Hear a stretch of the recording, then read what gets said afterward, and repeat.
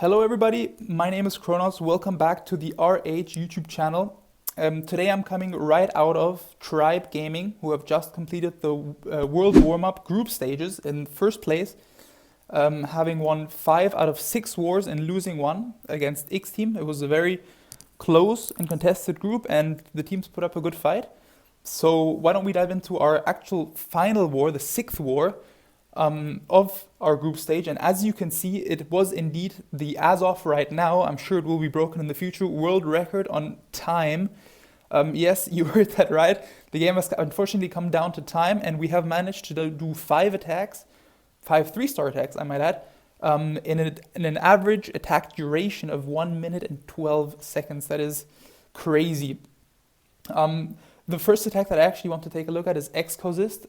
This is a 59-second triple. You probably can already see it at the bottom bar. It's ticking down from a minute, but he doesn't actually drop any troops for the first couple of seconds, just getting ready. And here, okay, you see it on 1 second. I guess the replay starts when the siege barrack is still in the air. The timer starts ticking from when the first troop gets deployed. Let's break this space down real quick. What are we looking at? We're looking at a Root Rider spam. You will see a lot of Root Rider spams today, just simply because it's such a quick attack and it works on every base style. Like, that's just the bottom line. You have to use it whilst it's in the meta. There's no going around that if you want to be part of the top level competition. You have to use what's just broken, and yeah, this just happens to be one of the armies. So obviously you can already see what side he's going to come from. Wallbake, 9 o'clock and 6 o'clock. And yeah, an overgrowth spell in the army composition. This is a new variation which is becoming quite popular amongst the top legend pushers, and the idea is essentially to use the overgrowth in very concentrated high damage areas. For example, in the core here, looking at the town hall, looking at the rage towers, scatter shots, single inferno. What you want to do is you want to overgrowth in a way that your troops can go around the ring or around the base, around the damage, whilst the damage isn't able to shoot at them. And then essentially once the overgrowth expires, the base has been cleared, your troops are still alive, and your troops can simply return and finish the base, or the area, I should say, of that has been overgrowth previously. Why don't we take a look at how Excosist did this exactly? So we know the side, 6 to 9. Troops go down. There's not much to talk about here. It's not very strategical. It's rather spammy. You guys probably all know about it. RC also gets added. It's a very central RC. Double rage, heal tome, and things just start to explode. There's the overgrowth, slightly delayed. They actually tried to prevent it with a mass rocket balloon CC. It's a good counter against the Root Riders if you A, don't have a poison, or B, miss the poison. Some rocket balloons escape it. You get the memo. But yeah, I mean, just look at the sheer destruction, demolition, whatever you want to call it, of the base. The base is exploding, and the overgrowth is still active. The whole damage, 2 rage towers completely taken out of the whole attack. The rage towers will pop now, and now he has 2 freezes left. Rage is back into the town hall. The king with his gauntlet, absolutely no chance. Second freeze is down. The bases just don't have a chance.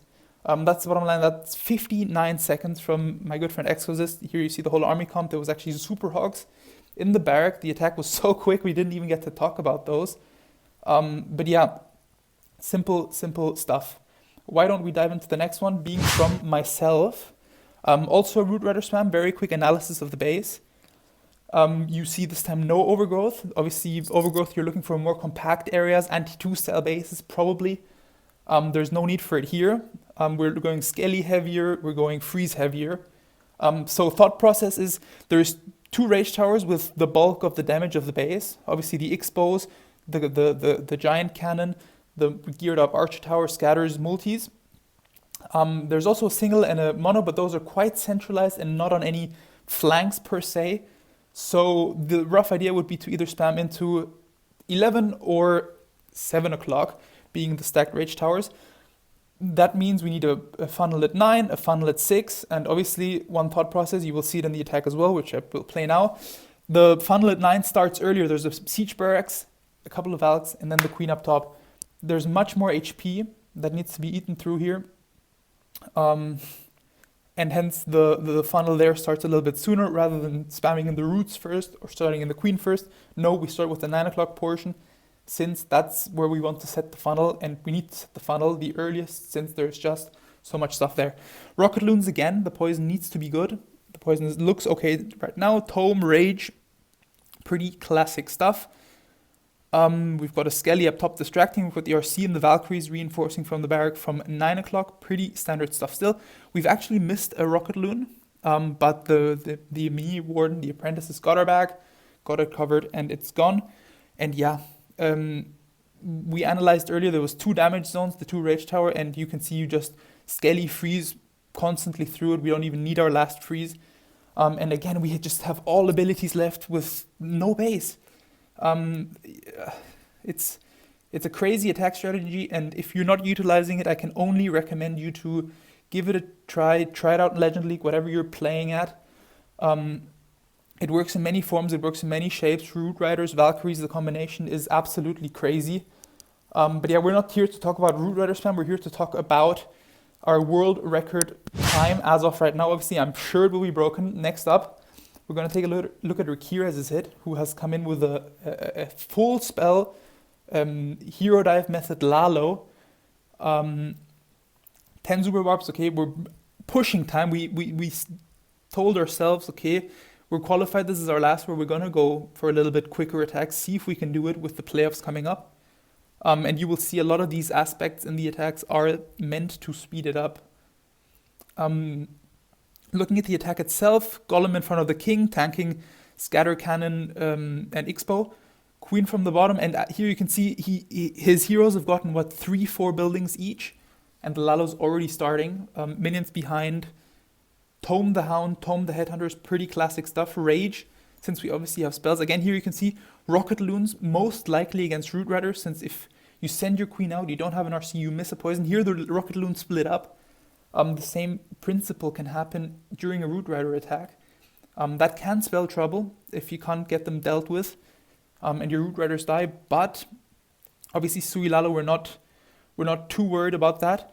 An aspect I want to really quickly touch on is now here the Super Barbs at 12. Very strategic, very methodical, very well thought out from Riqirez. And yeah, the base is just kind of falling from all corners at the same time. That's what you want to do to be able to push that time. If your loons that start at 9 o'clock have to go up to 12 o'clock or have to go down to 6 o'clock, you're losing time at that point, and that's really what it's all about, unfortunately, in this meta. And yeah, very well played, very well planned out, especially also looking at the time aspect of things to push us even further. I think this one was like a 115 or so triple, which is crazy to think for Lalo. Back in the day, you'd be looking at 2-minute 30 Lalos, letting your heroes work, doing a blizzard, doing a donut, stuff like that. It's all out of the meta. It's all full spells. It's all zaps. And yeah, one more attack that I actually do want to check out. Actually, maybe we'll check out all 5 if we get through these quickly. But one attack I for sure want to show you guys is the air spam from our good friend Nebrax. He actually was a little bit slower on this and it was a little bit shaky, but I will go into the details as to why that has happened. When we were talking about the plan, we were just thinking how to do it exactly, because we have a siege machine, we have our heroes, which obviously need to be utilized well and in a timely fashion if we want to be quick. The thought process was there is not much air damage at 3 o'clock, so just bring some troops that can clear it out. Obviously, the first thought would be a baby dragon, but then the thought comes in of time. Baby dragon is slow, can only take one target at a time. Let's dump in an E-Drag. There's good chains. Maybe we can push the time like that. Now, Queen Dragon Spam, pretty classic stuff. He's actually rocking the healing tome, which makes sense since he is delaying the tome ever so slightly. And by doing so, you can see here the dragons are regaining HP that they've lost. King and Siege Barracks are already down from opposite sides of the base. Since the queen doesn't have crazy amount of damage, she would go to ability, but then with the healer puppet, she would be fine. Here's an issue. He actually had a pretty ugly dragon split, I wanted to say. The fact that you will get a dragon split, in my opinion, is pretty to be expected. Pretty expected. But to the extent to which he got it, it was a little bit unfortunate. It actually turned out to be still okay. Wait, no, I didn't want to click ×2. It actually turned out to be still okay since he could simply rage and freeze his way through the town hall. and the dragons still got their value. They move into the core,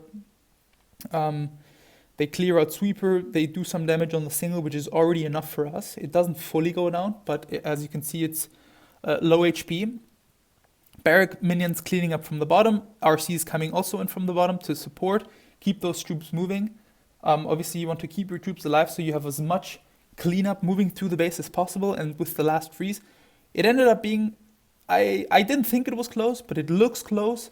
There's obviously still 2 singles up and mono up, but when looking at another freeze and the Spirit Fox, it was never in question. Very nice attack from Nebrax. This was actually one of our slower attacks. It's crazy to say that at, what, almost 130, I believe it was. And yeah, okay, let's actually real quick dive into your attack. I don't want this video to go on for too long, but I definitely want you guys to see this. Is again Root Riders. When breaking down the base, you see the damage areas or the 2 rage towers. You see the exposure stacked, you see scatters, you see the giant cannons. So obviously it's going to be one of those 2 entries, and Jojo23 thought that the bottom right side looked more attractive to him, so that's where he's coming in from. Classic old drops, drop your Root Riders, drop your Valkyries, your heroes, your mini apprentice. This time we actually have a Super Dragon in the CC, and instantly he sees, okay, Super Dragon, I need to react. RC comes down, she will take care of it. Root Riders moving through the base. Super Dragon dying on your right hand side, and down comes the Overgrowth. Again, let's pause it here real quick. We're looking at the Overgrowth, we're thinking, what are we doing with it? We're making it so that our groups stay together, that the area in the base that has the biggest damage, the damage zone, I guess you could call it, is removed for, what is it, 28 seconds? I think it is 28 seconds of the attack. And what we are allowing our troops to do now is to move through the other areas of the base that have high damage without having flanking damage coming in from the monolith. So if the monolith here wasn't Overgrowth, these Root Riders could all be getting hit by the monolith, and that could definitely be very annoying damage coming in from the side, which you can't directly deal with. And by doing the Overgrowth where we did it, it is simply eradicating this flanking damage that we can't access at the moment, and making it so that our troops simply have to just finish on that area of the base. Taking a quick pause again, we still have abilities, we still have some cleanup barbs and headhunters. What will be the play now? Obviously the king will soon go on to our RC, the enemy king, that is. And that will require a spell, maybe a Skelly, maybe a freeze, couple of headhunters. There's the Skelly actually, yep. Here come the headhunters, and the king will be dealt with no problem whatsoever. There's no splash damage around, obviously. King ability is being popped on the outside. The warden is actually taking heavy damage from the cannon, but I think he doesn't care at this point. He has a rage, he has a freeze. He has his RC right in the core. He rages his RC to take the core down. And yeah, there's just not enough damage in a base once you've overgrowthed the so-called damage zone. I will call it for now. I don't know if it has a different name. But the base is just cannot stand the amount of HP, the amount of DPS that is being output by your Root Riders, by your heroes, by all the troops working in tandem, if that makes sense. More troops from the siege barracks, reinforcements from the siege barracks, 4 rage spells. Yeah, I can definitely recommend you guys to test out the Root Rider armies by yourself. With Overgrowth, without, all combinations are pretty good, pretty strong. So yeah, that being said, I hope you guys enjoyed this video, the breakdown. Well, it was not so much as a breakdown, but rather a showcase of the attacks that Tribe Gaming did in their final World's Warmup Group Stage match to get that, as of right now, I have to laugh every time I say it, the as of right now 1 minute 12 second world record average time for a 5v5 esports war in a competitive setting, not as a friendly war or such, in a competitive setting. So yeah, definitely be sure to leave a like, subscribe, drop us a comment if you're using Root Riders, if you want to see more Root Riders, or hell, if you're upset with the meta, tell us. Let us know what other attacks do you want to see, and we will make sure to get those videos your way. Until then, clash on.